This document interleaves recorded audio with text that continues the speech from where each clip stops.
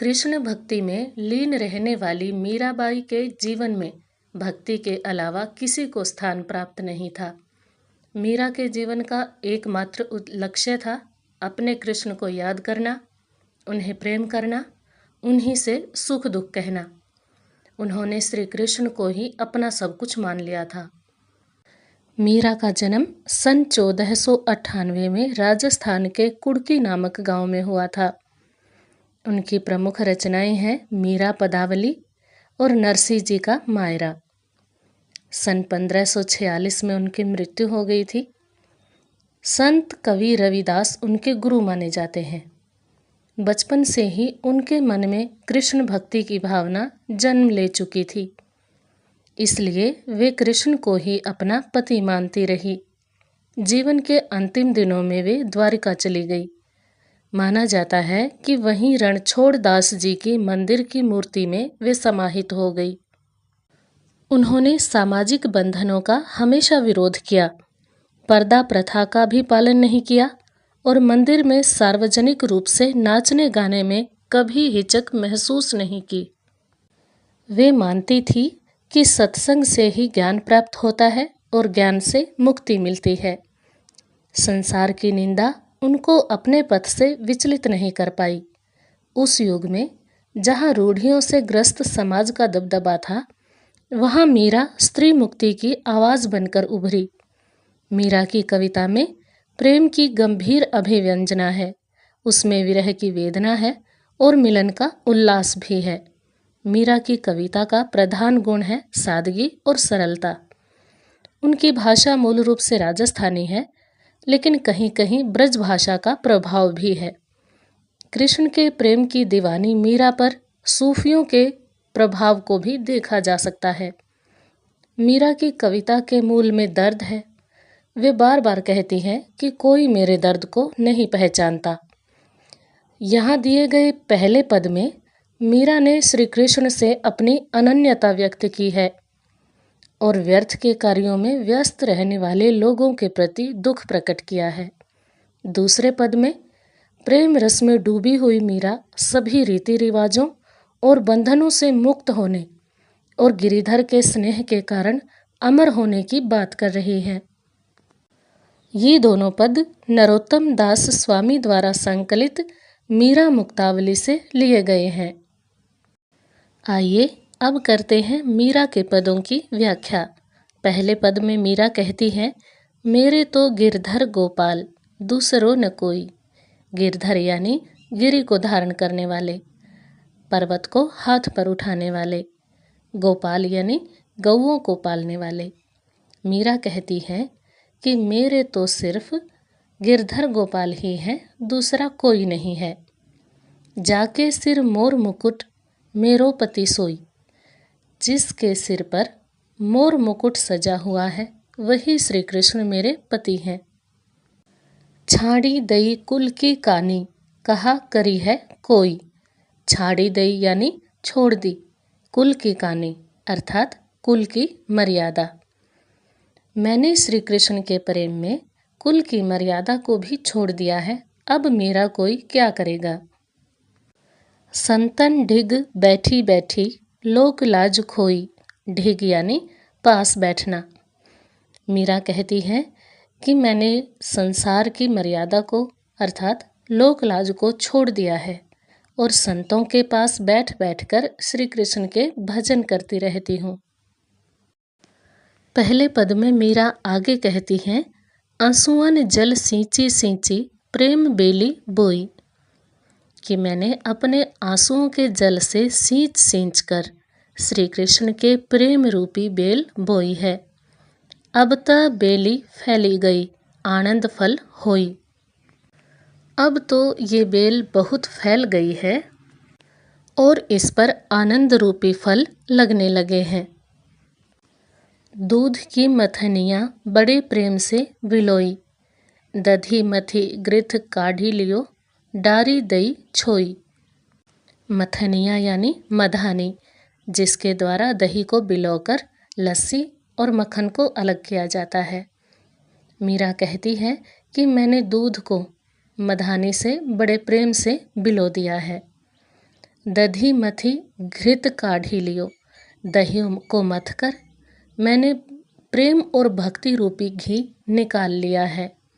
डारी दई छोई, छोई यानी छाछ अर्थात लस्सी, और अज्ञान रूपी लस्सी को छोड़ दिया है।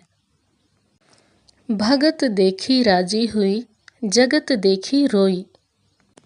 मीरा श्री कृष्ण के भक्तों को देखकर राजी होती है और बाकी संसार को देखकर रोती है। दासी मीरा लाल गिरधर तारो अब मोही। मीरा कहती है कि हे लाल गिरधर, मैं तो तुम्हारी दासी हूँ, अब तुम ही मुझे पार उतारो, अर्थात तुम ही मेरा उद्धार करो। अब इस पद का काव्य सौंदर्य देख लेते हैं। काव्य सौंदर्य के दो पक्ष होते हैं, एक भाव सौंदर्य और दूसरा शिल्प सौंदर्य। भाव सौंदर्य में पंक्तियों का मूल भाव बताया जाता है, जबकि शिल्प सौंदर्य में व्याकरण संबंधी विशेषताएं बताई जाती हैं। तो सबसे पहले देखते हैं कि इन पंक्तियों का भाव क्या है। मीरा कृष्ण प्रेम के लिए परिवार और समाज की परवाह नहीं करती। दूसरा भाव है, मीरा का कृष्ण के प्रति समर्पण भाव व्यक्त हुआ है, यानी मीरा ने स्वयं को कृष्ण के प्रति पूरी तरह समर्पित कर दिया है। वो श्री कृष्ण को ही अपना सब कुछ मानती हैं और उनकी भक्ति और प्रेम प्राप्त करने के लिए समाज और परिवार की किसी भी प्रकार की मर्यादा, किसी भी प्रकार के बंधन की परवाह नहीं करती। अब देखते हैं इस पद की शिल्प संबंधी विशेषताएं, यानी व्याकरण संबंधी विशेषताएं। सबसे पहली विशेषता है, अनुप्रास अलंकार का प्रयोग किया गया है। एक बार पद की पंक्तियों में देखते हैं कि अनुप्रास अलंकार कहाँ कहाँ पर है और क्यों है। जहाँ पर एक ही वर्ण की लगातार बार बार आवृत्ति होती है, यानी एक ही वर्ण बार बार आता है, वहाँ पर अनुप्रास अलंकार होता है। पहले पद में गिरधर गोपाल, इसमें ग वर्ण लगातार आया है एक से अधिक बार। मोर मुकुट में म वर्ण आया है। कुल की कानी, कहा करी है कोई, इन सब में क की आवृत्ति हुई है। लोक लाज में ल वर्ण बार बार आया है, इसलिए गिरधर गोपाल, मोर मुकुट, कुल की कानी, कहा करी है कोई, लोक लाज आदि शब्दों में अनुप्रास अलंकार है। दूसरी विशेषता है, बैठी बैठी सींची सींची में पुनरुक्ति प्रकाश अलंकार है।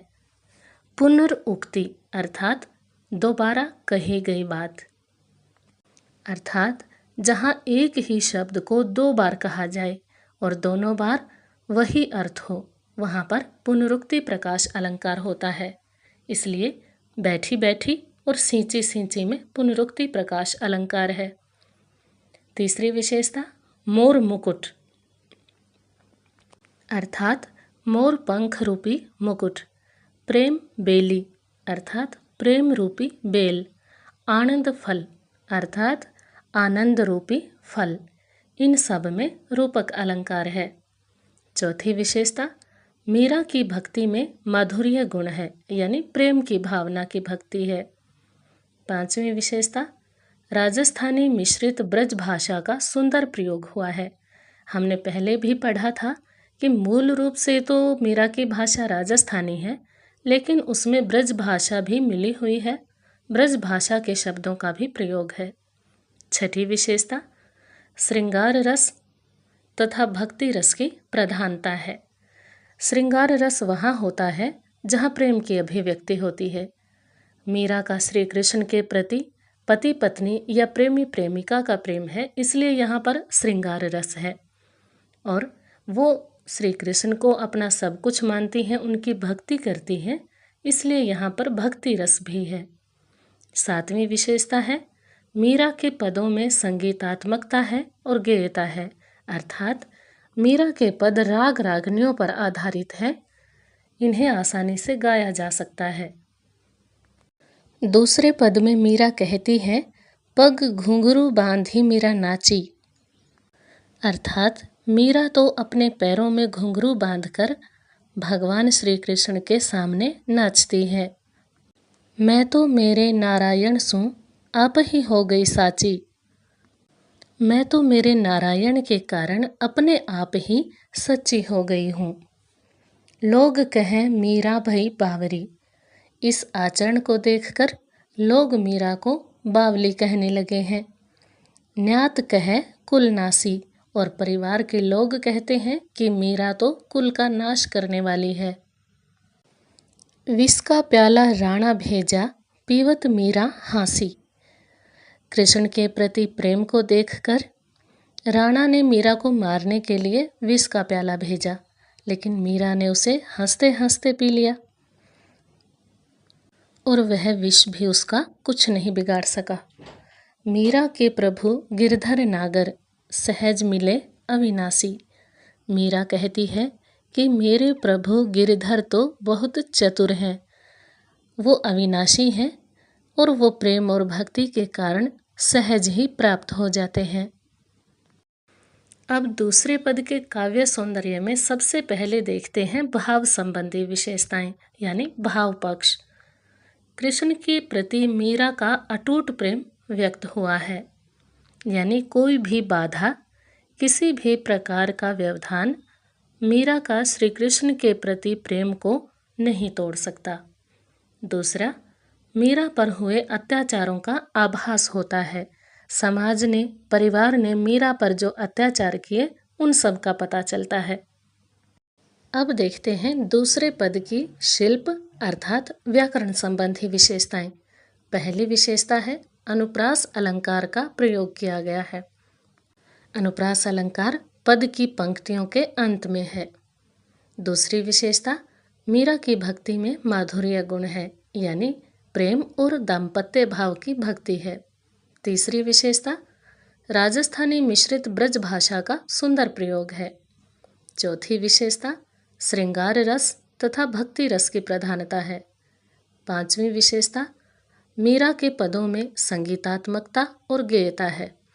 इस प्रकार हम देख सकते हैं कि पहले पद का जो शिल्प सौंदर्य था उससे दूसरे पद के शिल्प सौंदर्य में बहुत समानता है, केवल अलंकारों का अंतर है। बाकी सब शिल्प संबंधी विशेषताएं वही हैं।